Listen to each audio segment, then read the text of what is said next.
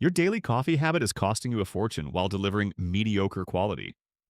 These coffee chains are extracting thousands annually from customers who could make superior coffee at home for pennies per cup. Former baristas and coffee experts are exposing the markup schemes, quality compromises, and manipulative tactics that turn caffeine addiction into profit maximization.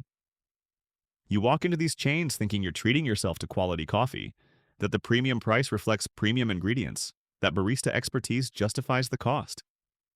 The reality is automated machines, burned beans, sugar-loaded beverages disguised as coffee, and psychological manipulation designed to make you spend $6 on a drink that costs them 40 cents to produce. The markup on coffee is among the highest in food service, often 1,000% or more. That 550 latte contains maybe 50 cents worth of ingredients, cheap espresso, milk, and flavored syrup. The artisan language, the cozy atmosphere, the Instagram-worthy cups, all designed to justify charging restaurant entree prices for a beverage that requires minimal skill and ingredients to produce. The quality deception runs deep. These chains source the cheapest possible coffee beans, over-roast them to mask poor quality, then cover everything with milk, sugar, and artificial flavorings. The drinks barely taste like coffee because they're not designed to showcase coffee. They're designed to deliver caffeine and sugar while maximizing profit margins through cheap ingredients. The addiction economics are brilliant and exploitative. Coffee creates physical dependence. Once hooked, customers return daily regardless of price. The chains exploit this by slowly raising prices while maintaining the illusion of value through size upgrades, loyalty programs that require more spending, and seasonal drinks that create artificial urgency. Today, I'm counting down the 6 coffee chains that prove you absolutely should have stayed home and made coffee yourself. From automated espresso to burned beans to drinks that are more dessert than coffee, these chains represent everything wrong with coffee culture. And stick around until the end. We've got 3 bonus revelations about coffee chain practices that are even worse than what made the main list. The bonus section exposes shocking truths about ingredient quality and pricing psychology that will make you reconsider every coffee shop visit. Once you understand the economics, you'll invest in a home setup instead. Number 6. Peet's Coffee.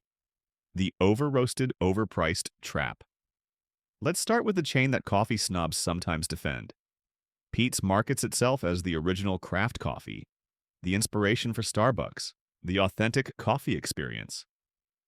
The reality is over-roasted beans and premium pricing without premium quality to justify it. Former Peet's baristas reveal the gap between reputation and reality. Here's the Peet's deception. They over-roast their beans to create a bold flavor that's actually just burnt coffee. The dark roast isn't an artistic choice, it's a quality hiding technique. When you roast beans that dark, you destroy the subtle flavors that distinguish good coffee from bad. Everything tastes the same. Burnt, bitter, and one-dimensional. The pricing is insulting for the quality delivered. A basic latte at Peet's costs $5.06 are comparable to Starbucks. But you're not getting better beans or better preparation. You're getting the same automated espresso machines, the same rushed baristas, the same cheap milk and syrups. The premium price is pure branding, not actual quality superiority. The bean sourcing isn't as ethical or sustainable as the marketing implies. Peet's sources from standard coffee suppliers, buying beans at commodity prices. The direct trade and farmer relationship stories are marketing narratives applied selectively to tiny percentages of their total volume. Most Peet's coffee comes from the same industrial supply chains as cheaper chains.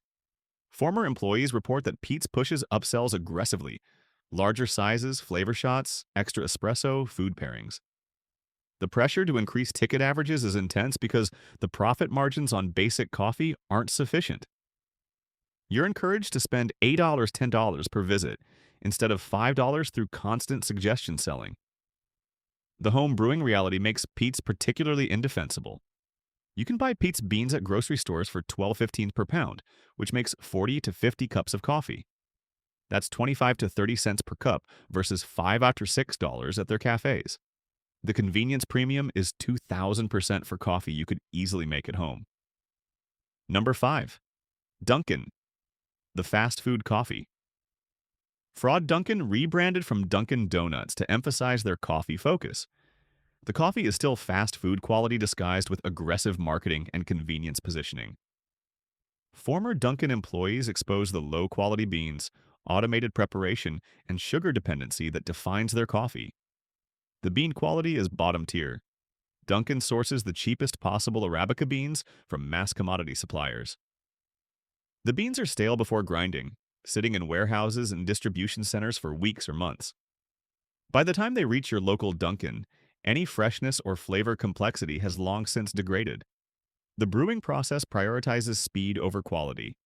Coffee sits in urns for extended periods, often hours past the point where it should be discarded. During slow periods, you're drinking coffee that was brewed at 6 a.m. and is still being served at 11 a.m. The burnt, bitter taste isn't the roast. It's degraded coffee that's been kept hot too long. The specialty drinks are sugar delivery systems. The caramel macchiatos, vanilla lattes, and seasonal offerings contain more sugar than coffee. A medium frozen coffee drink has 80-100 grams of sugar, more than 2 candy bars. You're not drinking coffee, you're drinking a coffee-flavored milkshake with a caffeine boost. The pricing seems affordable compared to Starbucks, but the value proposition is terrible. That $3.50 medium coffee costs Dunkin' maybe 20 cents in beans, water, and cup. The markup is astronomical even at their lower prices. You're paying fast food prices for fast food quality. Neither the cost nor the product represents good value. Former employees reveal that Dunkin' coffee is designed for people who don't actually like coffee. The target customer wants caffeine and sugar, not coffee flavor. That's why everything is oversweetened, overflavored, and designed to mask the poor quality coffee beneath. Real coffee drinkers avoid Dunkin' because the base product is undrinkable without modification. Number 4. Tim Hortons, the Canadian disappointment. Tim Hortons has iconic status in Canada, with cultural significance beyond just coffee. The quality has collapsed dramatically since acquisition by Restaurant Brands International. Former employees and loyal customers report that Tim Hortons now serves some of the worst coffee among major chains while coasting on reputation. The coffee quality decline is well documented. Tim Hortons changed suppliers and roasting processes to cut costs, destroying what made their coffee appealing. The current coffee is thin, watery, and flavorless, closer to dishwater than actual coffee. Longtime customers notice the difference immediately but continue going out of habit. The equipment maintenance is notoriously poor. Brewers don't get cleaned properly, creating buildup that affects flavor. The machines are often broken or malfunctioning, but locations continue serving coffee from compromised equipment. The inconsistency between locations is staggering. You never know if you'll get acceptable coffee or complete garbage. The food quality has similarly declined, but the coffee-food combo is still the draw. That $4 coffee and donut deal seems economical, but you're getting bottom-tier coffee and mass-produced donuts that arrive frozen from central facilities. Neither component represents quality, yet Canadians continue buying out of cultural loyalty rather than actual satisfaction. The expansion into the United States revealed how weak the product is. Without cultural nostalgia propping it up, Tim Hortons struggles to compete. American customers tried it once, realized the coffee was terrible compared to alternatives, and never returned. The brand survives on Canadian loyalty, not product quality. The home brewing comparison is devastating for Tim Hortons. You can buy better coffee at any grocery store for less per cup than Tim Hortons charges. The convenience factor is their only advantage, and even that's questionable when the coffee quality is so poor, you're forcing yourself to drink it rather than enjoying it. Number 3. The coffee bean and tea leaf, the wannabe premium failure. The coffee bean and tea leaf positions itself as a premium alternative to Starbucks. More sophisticated, better quality, worth the comparable. Prices. Former employees reveal it's essentially the same automated espresso, standard beans, and aggressive upselling as every other chain, just with different branding. The bean quality doesn't match the premium positioning. Coffee bean sources from the same commodity suppliers as mid-tier chains. The roasting is standard, the freshness is questionable, and the quality control is inconsistent. You're not getting better beans, you're getting different marketing about standard beans. The drink preparation is entirely automated. Those expensive espresso drinks are made by machines requiring minimal barista skill. Push a button, the machine grinds, tamps, and extracts automatically. The handcrafted language is fiction. Machines do everything except pouring milk. The barista is an operator, not a craftsperson. The menu complexity is overwhelming and designed to confuse. Dozens of drink options, multiple milk choices, flavor combinations, and size variations make comparison shopping impossible. You can't easily determine if you're getting value because the pricing structure is deliberately opaque. That medium vanilla latte costs $5.75, but is that reasonable? You have no reference point. The loyalty program is manipulative. You need to spend substantial amounts to earn free drinks, and the rewards are structured to encourage upselling. You get points faster on expensive drinks, incentivizing you to order larger sizes or add extras. The program increases spending rather than rewarding loyalty with genuine value. Former employees report that Coffee Bean struggles with identity. They're not cheap enough to compete with Dunkin, not ubiquitous enough to compete with Starbucks, and not actually premium enough to justify their pricing. They exist in an awkward middle ground, charging premium prices without delivering premium quality. Number 2. Caribou Coffee. The regional ripoff. Caribou Coffee has strong regional presence in the Midwest, with loyal customers who prefer it to Starbucks. The loyalty is misplaced. Former Caribou baristas expose the same cheap beans, automated processes, and quality compromises as other chains, just with Northwood's branding that creates an illusion of authenticity. The coffee quality is standard commodity beans, roasted to hide defects. Nothing about Caribou's coffee justifies premium pricing. The beans are sourced through standard channels, roasted in large batches weeks before use, and ground at locations where freshness is impossible to maintain. You're drinking month-old coffee from beans that weren't special when fresh. The drink menu is Starbucks copycat items with different names.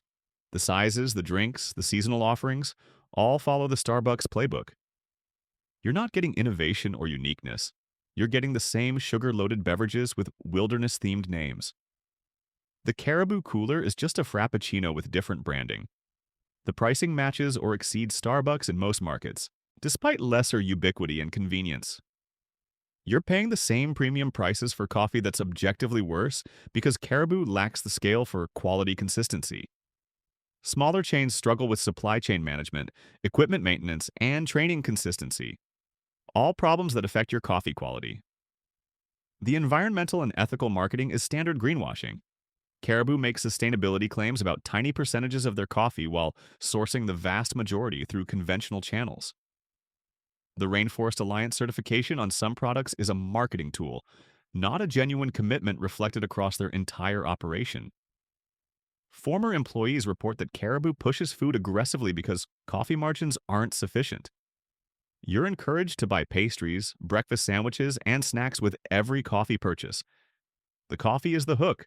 The food and upsells are where profits actually come from. Number 1. Starbucks, the corporate coffee dystopia. Here's your winner for coffee chains that prove you should have stayed home. Starbucks is the largest, most influential, and most problematic coffee chain in the world. Everything wrong with coffee culture flows from Starbucks: the absurd pricing, the sugar-loaded beverages, the automation disguised as craft, and the psychological manipulation that turns caffeine addiction into shareholder profit. The coffee quality is deliberately mediocre. Starbucks over-roasts beans to create consistency across thousands of locations, destroying any subtle flavors or regional characteristics. The bold taste is burnt taste. The dark roast hides cheap beans and quality inconsistencies. Coffee experts universally criticize Starbucks beans as over-roasted and one-dimensional. The drink menu is designed to obscure that you're drinking bad coffee. The pumpkin spice lattes, caramel macchiatos, and frappuccinos contain so much sugar, milk, and flavoring that coffee becomes a minor ingredient. Most Starbucks customers would be happier with coffee-free versions because they're not actually drinking coffee, they're drinking coffee-flavored dessert. The pricing is pure exploitation. A venti latte costs $6 to $7 for ingredients costing maybe 60-70 cents. The markup is approximately 1,000%. You're paying for the green mermaid logo, the free Wi-Fi, and the comfortable chairs, not for quality coffee. The product itself doesn't justify the price. The branding and atmosphere do.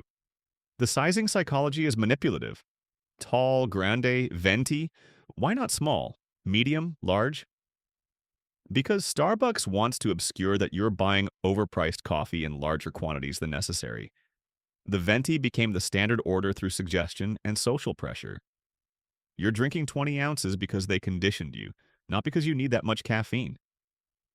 The customization is brilliant manipulation. The ability to modify drinks extensively creates ownership and investment.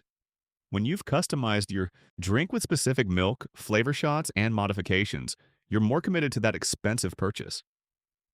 You feel like it's your unique drink, not realizing thousands of others order the same modifications. The customization creates psychological lock-in that prevents price sensitivity. The mobile ordering and rewards program are designed to increase spending. The app makes ordering frictionless, removing the psychological barrier of handing over money. The STARS system incentivizes larger purchases and more frequent visits. You're gamified into spending more while feeling like you're earning rewards. The math never works in your favor. You spend far more earning stars than the free drinks are worth. The seasonal drinks create artificial urgency. The pumpkin spice latte isn't available year-round by design.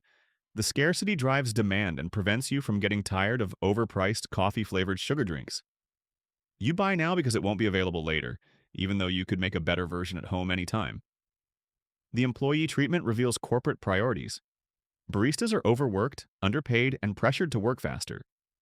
The handcrafted drink is made by exhausted workers following automated processes under intense time pressure. You're not getting artisanal coffee, you're getting fast food coffee with artisanal pricing. The environmental impact is staggering. Millions of disposable cups daily despite sustainability marketing. The reusable cup program is theater. It requires extra effort and you receive minimal discount. Starbucks prioritizes appearing environmentally conscious while operating a business model fundamentally dependent on disposable waste. Former baristas are vocally critical of Starbucks quality. Workers who make the drinks daily don't drink them themselves unless heavily modified or free. They know the beans are burnt, the milk is often past ideal freshness, and the syrups are pure sugar. If workers won't pay for it, why are you? The home brewing comparison destroys any Starbucks justification. A basic drip coffee maker costs $25. A bag of quality coffee beans costs $12.15 and makes 40 cups. That's 40 cents per cup versus $3 for at Starbucks. A year of daily Starbucks costs $1,500. A year of home brewing costs $150. The savings are enormous for better quality coffee. We exposed 6 chains, but the problems run deeper. Here are 3 more revelations about coffee chain practices. Bonus 1. The milk quality deception. Coffee chains use the cheapest possible milk, often the lowest grade commercial milk from industrial dairy operations. The milk is frequently near expiration when used, giving drinks an off-taste that customers assume is the coffee. The whole milk option isn't premium dairy, it's standard commodity milk. Alternative milks like oat or almond cost chains pennies more, but they charge 0.80 £1 extra, creating massive margins on substitutions. Bonus 2. The ice scam in cold drinks. Those $6.07 iced lattes are mostly ice. The cup is filled with ice first, then coffee is added to fill gaps. You're getting 8 to 10 ounces of actual drink in a 20-ounce cup. The rest is ice costing the chain nothing. Asking for light ice gets you marginally more drink, but you're still paying for a full cup while receiving half. The cold brew specifically is mostly ice and water with concentrated coffee, making the markup even more absurd. Bonus 3. The syrup and flavor shot. Markup. Those flavor additions costing $0.60 $80. Each cost chains about 5 out 8 cents per pump. The syrups come in massive jugs costing $15-20 that provide hundreds of servings. You're paying a 1,000% markup on sugar syrup. The seasonal flavors are standard syrups with different marketing. Pumpkin spice is just cinnamon, nutmeg, and sugar. Ingredients costing pennies marked up to nearly $1.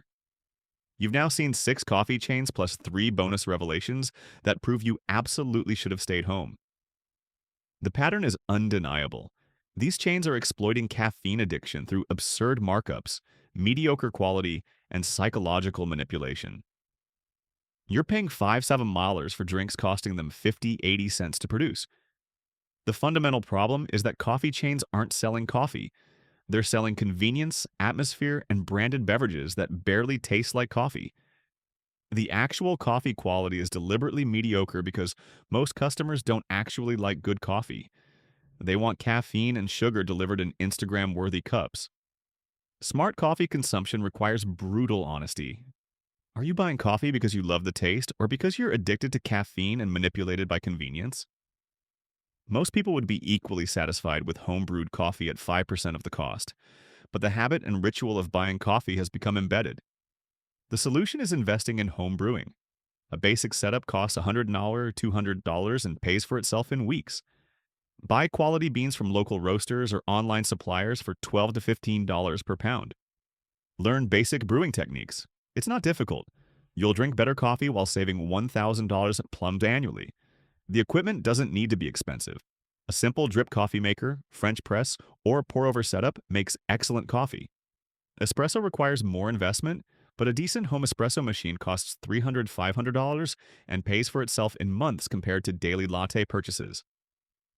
The quality exceeds anything chain coffee shops serve. For occasional convenience coffee, find local independent coffee shops that actually care about quality.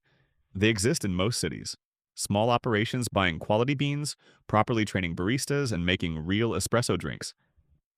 Yes, they cost similar to chains, but you're paying for actual quality instead of corporate branding. Stop rationalizing daily coffee shop visits as affordable treats. They're not affordable when accumulated over a year. They're not treats when they're daily habits. Calculate your annual coffee spending. The number is probably shocking. That money could fund vacations, investments, or meaningful experiences instead of mediocre coffee.